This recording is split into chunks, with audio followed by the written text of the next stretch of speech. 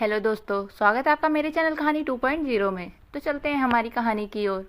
मैं जब क्लास 10वीं में पढ़ती थी तब मुझे स्कूल के सभी प्रोग्रामों में हिस्सा लेने का बड़ा शौक था। आवाज़ भी अच्छी थी और गाने का शौक भी था, और यह शौक स्कूल के प्रोग्रामों में ही पूरे हो सकते थे जहां देश की आज़ादी और अलग अलग सालाना फंक्शन के गीत गवाए जाते थे। मैं उन बच्चों में सबसे आगे होती थी। मेरे माँ बाप ईमानदार और आज के ख्यालों के स्कूल के सभी प्रोग्रामों में हिस्सा लेने से मना नहीं करते थे। उन्होंने हमें अच्छा खिलाया पिलाया, जिस चीज़ की ख्वाहिश की पूरी की। किसी किस्म की कोई हसरत नहीं रही, इसलिए हर चीज़ से ऊब चुकी थी। स्कूल में अर्जुन नाम का एक लड़का था। इत्तेफाक से उसका घर भी हमारे पड़ोस में ही था। अच्छे दिल और हमदर्द किस्म जब भी बाहर निकलती मोहल्ले के चंद बदमाश लड़के आवाज़ें देते या छेड़ने की कोशिश करते तो अर्जुन, जो करीब ही कहीं मौजूद होता, बाहर आ जाता और उन लड़कों से झगड़ पड़ता, उनकी बेइज्जती कर देता। 2-4 बार जब इसी तरह हुआ तो मेरे दिल में अर्जुन की कद्र और कीमत बढ़ गई। होते होते उस हमदर्दी ने दोस्ती का रूप धारण कर लिया था। लेकिन हमारे घर का माहौल ऐसा ना था कि लड़कों से दोस्ती की जा सकती थी, क्योंकि इस तरह की दोस्ती को निभाना मुश्किल था। सो मैंने कदम आगे ना बढ़ाया, बस दिल ही दिल में अर्जुन की इज्जत करती और उसको याद करती थी। एक दिन मंजू ने अर्जुन का नंबर दिया कि जरा उससे बात कर लो। वह खुशामद कर रहा था कि उसके पास नंबर पहुंचा दो। मैंने 2 दिन तक बात नहीं की तो वह बोली, तुमको नंबर दिया था, बात क्यों नहीं करती? अर्जुन बीमार है। यह बात सच है कि सहेलियां ही जिंदगी में तूफान लाती हैं, कभी कामयाबी तो कभी तबाही और बर्बादी का कारण बनती हैं। जब मंजू ने कहा कि अर्जुन बीमार है तो मैं फिक्रमंद हो गई और झिझकते हुए फ़ोन मिला लिया। ना चाहते हुए भी उससे बात हो गई। उसने बताया कि मैंने मंजू को नंबर नहीं दिया था क्योंकि तुम्हारे घर के माहौल को मैं अच्छी तरह से जानता हूँ। यह काम उसने खुद किया है। मैं बीमार भी नहीं हूँ, लेकिन तुमने फ़ोन किया तो मुझे खुशी हुई है, और अब तुम मुझे फ़ोन करती रहा करो ताकि हाल चाल मालूम होते रहें। फिर मैं मम्मी से चोरी छुपे फ़ोन करने लगी, लेकिन एक दिन मम्मी को पता चल गया कि मैं फ़ोन पर किसी लड़के से बातें करती हूँ। उन्होंने निगरानी शुरू कर दी और फ़ोन करने से मना कर दिया। तभी एक दिन मंजू आई और कहा कि अर्जुन बहुत परेशान है। उसने पूछा है कि तुम फ़ोन क्यों नहीं करती, सब ठीक तो है? वो मम्मी को पता चल गया है। वह फ़ोन ताले में रखती हैं। मंजू अर्जुन के पड़ोस में रहती थी। मैं उसको लेटर देने लगी। अर्जुन और मेरे बीच मंजू किसी डाकिया की तरह बन गई। वह अच्छी नज़र आती थी सिर्फ अपनी जवानी की वजह से, लेकिन दिल से अच्छी बिल्कुल न थी। मैं उसको विश्वास के काबिल समझती थी, लेकिन मुझे यह बाद में पता चला कि वो कितनी घटिया है। पहले पुल बनी और फिर रास्ता, और रफ्ता रफ्ता मेरे और अर्जुन के बीच दीवार की तरह खड़ी हो गई। एक दिन मम्मी ने मंजू और मेरी बात सुन ली। उन्होंने जूता उठा लिया और मुझे खूब मारा, लेकिन उसने उस बात का फ़ायदा उठाया और हमारे घर यहाँ आना छोड़ दिया। अर्जुन से भी खूब दोस्ती हो गई और मुझे कानों कान खबर ना हुई, और मंजू ने मेरे खिलाफ बातें करके मुझे खूब बदनाम किया। जब उसकी सहेली राखी ने मुझे बताया कि मंजू तुम्हारे बारे में हर किसी से क्या कहती फिरती है, तो मुझे बहुत दुख हुआ। मैंने मौका मिलते ही अर्जुन को फ़ोन किया कि उसको यह सब बताऊं, मगर उसने यह कहकर फ़ोन बंद कर दिया। मंजू गलत नहीं कहती, तुम वाकई बुरी लड़की हो, तभी तो गली मोहल्ले के लड़के तुमको छेड़ते हैं। और बोला, किसी लड़की को क्यों नहीं छेड़ते? जब लड़की खराब होती है तभी लड़के उसके पीछे पड़ते हैं। ऐसा सुना तो मेरा दिल फटने लगा। वह शख्स जो मुझको मोहल्ले की सबसे अच्छी लड़की समझता था, वही अब सबसे बुरी कह रहा था। ओह ऊपर वाले, क्या लोग इतनी जल्दी दूसरों की बातों में आ जाते हैं? तो फिर विश्वास किसका? एक चीख मेरे दिल से निकल गई। वादा किया कि खुद को मिटा दूंगी, कलेजे पर पत्थर की सिल रख लूंगी, मगर अब किसी से दोस्ती का ख्याल भी दिल में ना लाऊंगी। बस एक दोस्ती की काफ़ी थी, और अगर कभी कोई अच्छा लगे तो दिलो दिमाग में कयामत की बौछार हो जाती थी। यह जख्म ऐसे होते थे कि उसके घाव फिर कभी भरते ही नहीं थे। उसे जितना भुलाना चाहा पर भुला ना सकी। घायल दिल घायल ही रहा। अब मंजू मुझे जहर लगती थी। मेरी क्लास फेलो थी, मगर उसके साथ बात करने की को जी नहीं चाहता था। वह भी अब जब क्लास में आती तो दूर बैठती, मगर वो धीरे धीरे से मुस्कुराती रहती। 10th क्लास के बाद हम दोनों एक दूसरे से अलग हो गए। कहते हैं लड़की पहली मोहब्बत को भुलाने के लिए दूसरी मोहब्बत में भी पहली मोहब्बत की गुण तलाश करती है, मगर मैंने अर्जुन की बेवफाई को ऐसे दिल से लगा लिया कि मैं बीमार पड़ गई। उन्हीं दिनों 10th का रिजल्ट आ गया और मैं बहुत अच्छे नंबरों से पास हो गई। माँ बाप ने मुझे पास होने पर भी मुर्दा हालत में पाया। उन्होंने बहुत समझाया कि ज़िंदगी की हकीकत को समझो और अपने भविष्य के बारे में सोचो। उसी दौरान मेरे पिता के दोस्त के बेटे रमेश ने एक एलएलबी किए कर लिया और वो मुझको बचपन से पसंद करता था। उसका रिश्ता मेरे लिए आया, मगर मैंने इनकार कर दिया क्योंकि मेरा दिल अर्जुन को याद करके रोता रहता था। मैं बुरी लड़की नहीं थी, मेहनती भी बहुत थी, अर्जुन से दिल से मोहब्बत की थी, लेकिन फिर भी मैं मुजरिम बन गई मंजू की वजह से। जब कॉलेज में कदम रखा तो कुछ दिल बहल गया। एक साल तो आराम से गुजर गया, मगर दूसरे ही साल मेरी ज़िंदगी में अजब मोड़ आया। मैं अंग्रेजी में चल ना पा रही थी।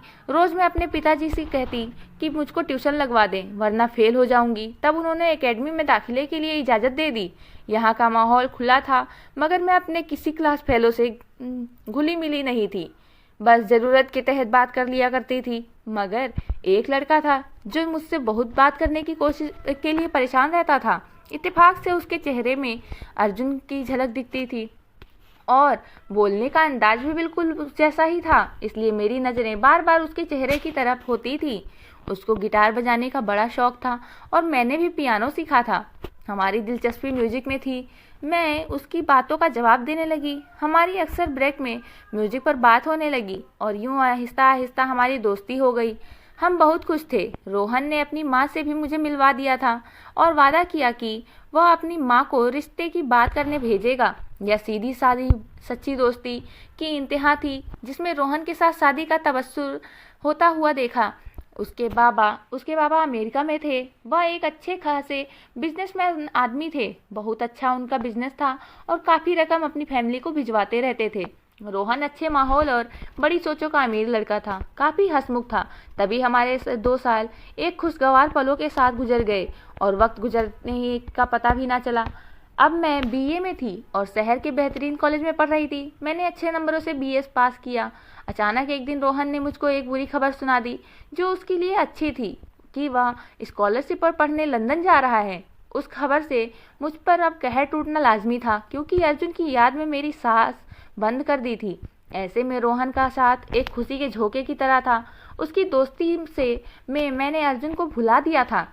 शायद मुझे मालूम नहीं था कि यह भी एक रोज़ मुझसे दूर चला जाएगा। उसने मुझसे वादा किया था कि खत लिखेगा, फ़ोन भी करेगा। मैंने मम्मी को उसके बारे में बता दिया था कि वह अपनी मम्मी को रिश्ते के लिए भेजेगा, मगर वह तो चला गया और मैं मुंह देखती रह गई।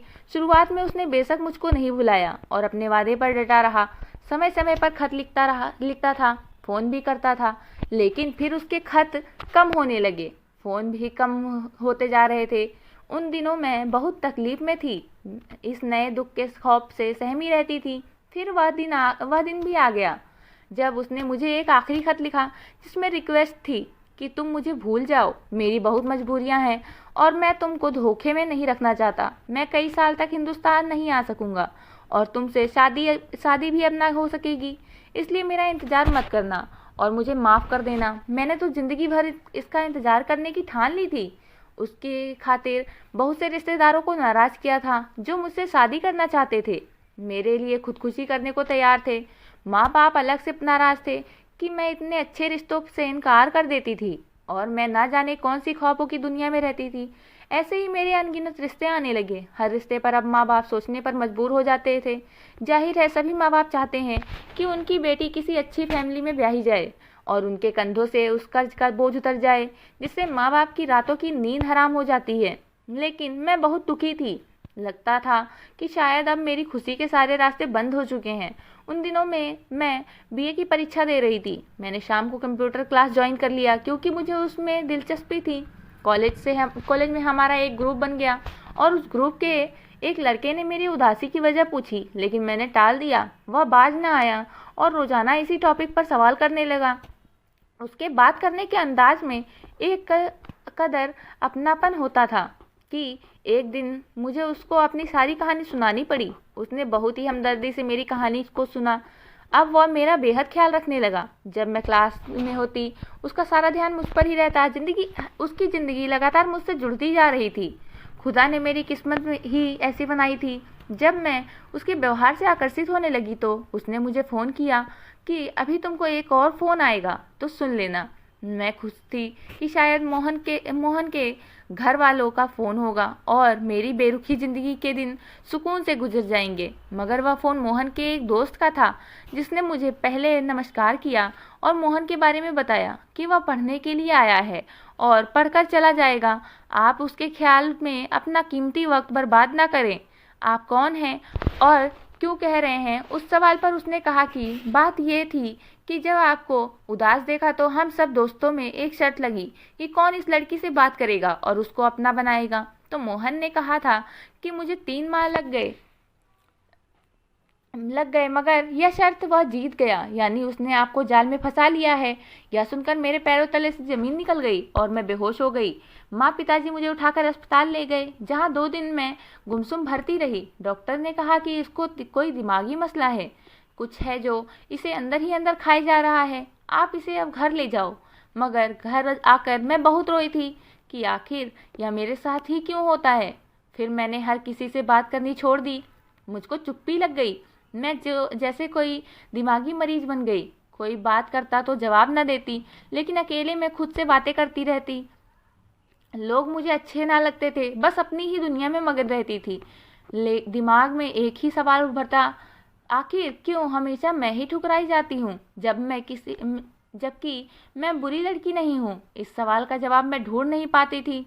शायद इसी वजह से मैं दिमागी मरीज हो गई। लगता था जैसे जीने की चाहत आज खत्म हो गई है। मर्दों पर से विश्वास खत्म हो गया था। अर्जुन से मिले हुए 5 साल हो चुके थे, जो मेरी जिंदगी में पहली बार का पहला खनकता झोंका था। उसके प्यार की खनक को आज भी मेरा दिल महसूस करता था। मम्मी पिताजी मेरी हालत देखकर बहुत परेशान रहते थे। कभी कभी उनकी परेशानी महसूस करके मुझको बहुत दुख भी होता था। आखिर में मेरा एक रिश्ता आया। लड़का बहुत खूबसूरत, अपना बिजनेस करता था और यह लोग बड़ी चाहत से आए थे। उन लोगों ने इस कदर मिन्नतें की कि मेरे माँ बाप इनकार ना कर सके और मुझसे पूछे बगैर ही शादी की तैयारियां शुरू कर दी गई। एक हवा सी घर में फिरने लगी। मेरी माँ ने मुझे लड़के को देखने के बारे में कहा, मगर मैंने देखने से मना कर दिया। यहाँ तक माँ बाप की इज्जत की खातिर मैंने शादी भी की। अपने पति का मुंह नहीं देखा, बस खामोशी से शादी कर ली, क्योंकि सभी मर्द अब मेरे लिए एक जैसे थे, जो लड़की को बस कुछ दिनों के लिए अपना बनाते हैं और फिर रास्ता बदल देते हैं या फिर भुला देते हैं। शादी के बाद विदाई की घड़ी आ गई। एक जिंदा लाश को उठाकर डोली में डाल दिया गया। यूं मैं ब्याह कर पिया के घर चली गई। शादी की पहली रात मुझ पर बहुत भारी थी। 2 अजनबी हाथों में मेरा घूंघट उठाया तो खौफ से मैंने आंखें बंद कर ली। कुछ लम्हों के बाद आहिस्ता आहिस्ता मेरी आंखें खुली तो एक देखी हुई सूरत को देखकर मैं हैरान रह गई। आंखों पर यकीन न आया कि वह अर्जुन है या मेरा वहम है। मेरा अर्जुन दिल में ऐसे बस चुका था कि हर सूरत में मुझको अर्जुन ही की सूरत ही नजर आती थी, जो मेरी पहली मोहब्बत था। तुमने इतने साल मुझसे बात क्यों नहीं की? मैंने शिकवा किया। मुझको भुला दिया और भूल जाने को कहा था। क्यों? आखिर क्यों? इन सवालों का जवाब मैं आपको बाद में दे दूंगा। तुम्हारे साथ क्या हुआ होगा जितना मेरे साथ हुआ है, यह एक लंबी दास्तां है। तुम क्या जानो, दूसरों के देश जाकर हम हिंदुस्तानियों को कितनी मुश्किलों का सामना करना पड़ता है। या इतने सख्त दिन होते हैं कि महबूब तो क्या, माँ बाप, भाई बहन, सभी दोस्त, सभी को भूलना पड़ जाता था। मेरे दोस्त तुम पर नज़र रखते थे, मैं उनसे बात करता रहता था। तुम मेरे लिए बनी थी। मैं ऊपर वाले से प्रार्थना करता था कि तुम्हारी किसी से और से शादी ना हो और फिर तुम मुझे मिल जाओ, और उस ईश्वर ने यह प्रार्थना स्वीकार की। मैं अपने हालातों से इस दौरान लड़ता रहा। आज परमात्मा ने कामयाबी और दौलत तुमको भी मुझे दे दिया है, और जो मेरी ज़िंदगी की सबसे बड़ी दौलत थी। मैंने बड़ी मुश्किल से पढ़ाई पूरी की और उसके बाद वहाँ बिजनेस भी किया और नौकरी भी की। आज मैं ऊपर वाले के रहम से बड़े ओहदे पर हूँ। तुम्हारे माँ बाप का कहना था कि अभी तुमको रिश्ते के बारे में नहीं बताएंगे, क्योंकि तुम हर रिश्ते को इनकार कर देती थी हो। और मंजू, उसका क्या? मैंने सवाल किया। अर्जुन ने कहा, उसने मुझको अपने हुस्न के पिंजरे में बंद करने की कोशिश तो जरूर की थी, मगर मैं दिल से राजी ना हो सका। अब मंजू को उसके किए की सजा मिल गई। शादी के 2 साल तक बाद उसको तलाक हो गई थी और वह घर पर बैठी है। आज मैं अर्जुन के साथ खुशी खुशी ज़िंदगी गुजार रही हूँ। 2 बच्चों की माँ भी हूँ। अर्जुन मुझसे बहुत मोहब्बत करता है। मेरी लड़कियों से यही गुजारिश है, कभी किसी पर एतबार ना करें, वही करें जो माँ बाप कहते हैं। तो दोस्तों, आपको यह कहानी कैसी लगी मुझे कमेंट करके ज़रूर बताना, और मैं ऐसी ही अच्छी अच्छी कहानियाँ आप लोगों के बीच लाती रहूँगी। और धन्यवाद। मिलते हैं अगली वीडियो में।